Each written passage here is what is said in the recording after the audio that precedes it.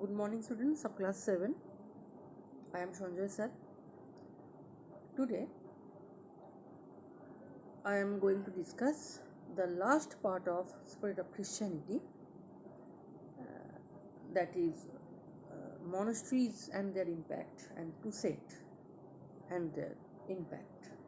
My last video I told about the introduction of ancient Roman Empire or Holy Roman Empire, barbarian invasion, and also feudalism. So let's start. Move on next page. Monasteries and their impact. Monasteries, the term, was very oldest meaningful organization in medieval Europe.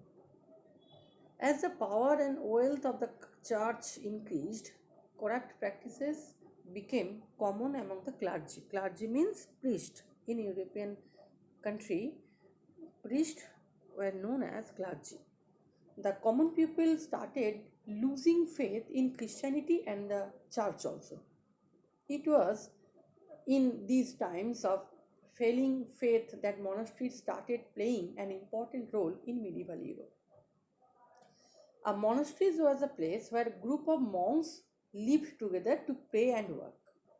Female monks are called nuns and lived in nunneries or convents.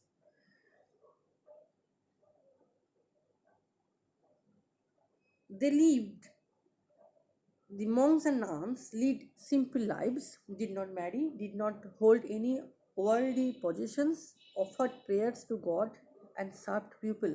Each day was divided into special times for prayer, study, and work. Some famous Christian monks were Saint Francis, Saint Benedict, and Saint Augustine.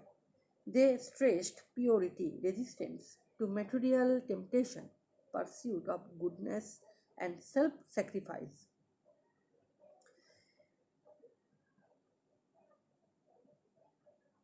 The buildings were arranged around an open courtyard called a cloister. The other buildings include a church, dormitories for the monks or nuns, and a dining hall or refectory.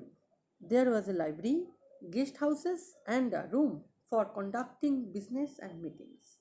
The monasteries had gardens for growing fruits and vegetables. They had grain fields and some even had a mill. The infirmary was used to treat sick people as well as monks and nuns. The monasteries was headed by an abbot or an abbess. There were monks and nuns who were in church or leading the choir, reading the prayers and looking after the manuscripts. The monks and nuns are expected to work hard, pray and meditate in silence and serve people. In the Middle Ages, monasteries became important economic centers. The monks worked on the land, clearing forest to cultivate food. Some were also skilled and different trades. People donated generously to the monasteries and were expected to contribute a tenth of their earnings as tithes or taxes to the church. Monasteries became very wealthy and were even more powerful than the king. Monasteries run schools for boys, orphanage, and served as old ages home. Pilgrims could uh, find fooding and lodging at the monasteries, many of which even ran restaurants selling foods and local produce. Monasteries were the main providers of medical assistance, and the monks and nuns treated sick people. The monks were highly educated and they copied and wrote books and manuscripts which were stored in their libraries. The monasteries also contributed to the development of art and music. The schools run by the monasteries lay the foundation for the universities in the later years. The monks studied the science, theology, history, astronomy, philosophy, and also medicines. They kept records, wrote travelogues, and poetry. By preserving ancient books and manuscripts, the monasteries helped to preserve the Western civilization. Some monks were skilled clockmakers, and the astronomical clock at the Benedict Abbey at St. Alban was designed by Abbot Richard Wellingford. Saint Benedict, who lived at Italy in the beginning of the 6th century CE, formed the first community of monks in Europe. It was called the Benedict Order, and it soon became famous all over Europe. The rulers laid down by Saint Benedict came to be accepted as a standard code of monastic life. Saint Benedict monks are also called a black monks as they wear black robes. Grounds. Robes means grounds.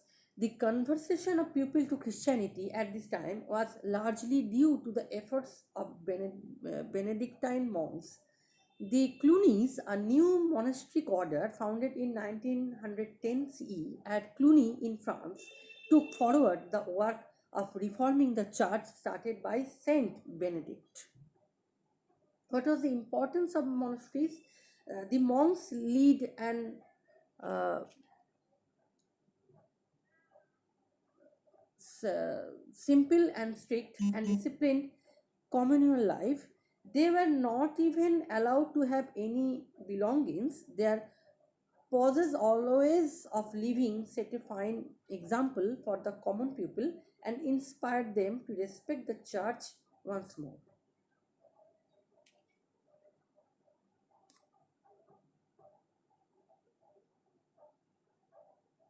Monasteries as centers of production. The monasteries were also centers of production and innovation.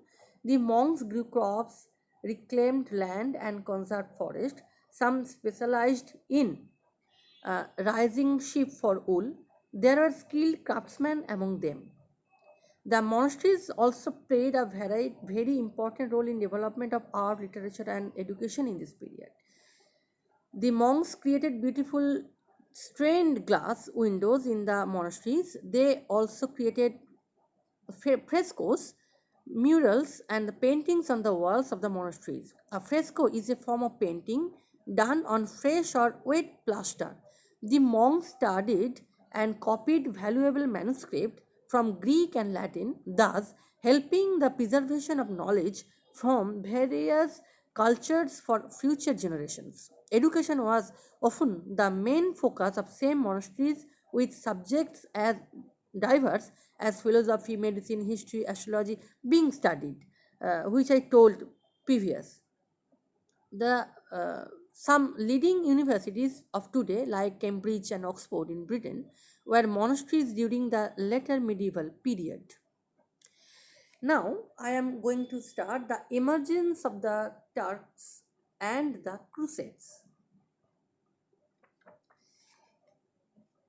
In the 11th century CE, the Seljuk Turks of Central Asia had taken control of Jerusalem and the Holy Lands, an area considered holy by the Jewish people, Christians, and the Muslims. It mainly included the modern state of Israel and Palestine. The Seljuk Turks were Turkish warriors who ruled parts of Central Asia and Middle East from the 11th to 14th century CE. When they threatened Emperor Alexius, the ruler of the Byzantine Empire, he appealed to the Pope and Western Empire in Europe for help. This appeal, along with stories of the ill treatment of Christians in the Holy Lands, encouraged Pope Urban II to call for the First Crusade in 1095 CE. The Crusades were the series of wars fought by the Christians to recapture Jerusalem and the Holy Lands from the Muslims. Through several wars were fought between 1096 to 1291 CE. The Crusaders were not able to capture the Holy Lands. However, they were able to slow down the military expansion of Islam across Europe and North America. The Fourth Crusades, 1204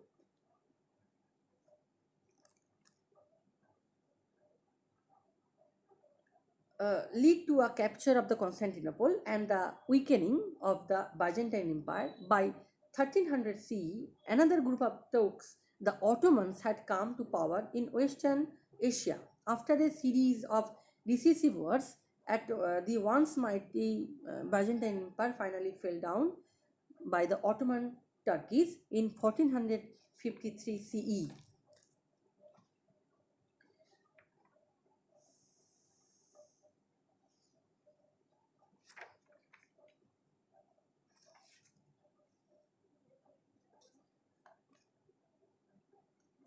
The Crusades opened the minds of the people who came into contact with the more advanced and refined culture of the East. These interactions paved the way for the great voyages of discovery, inventions, and the revival of learning and culture known as the Renaissance. Here is ended today's discussion. Next day, I will start with a new chapter and new topic, uh, that is spread of Islam, maybe. Yes, rise and spread of Islam. Uh, in that time, I provide all the question answers, chapter 1 and chapter 2, in my next videos. You should write only short questions from your exercise. Thank you.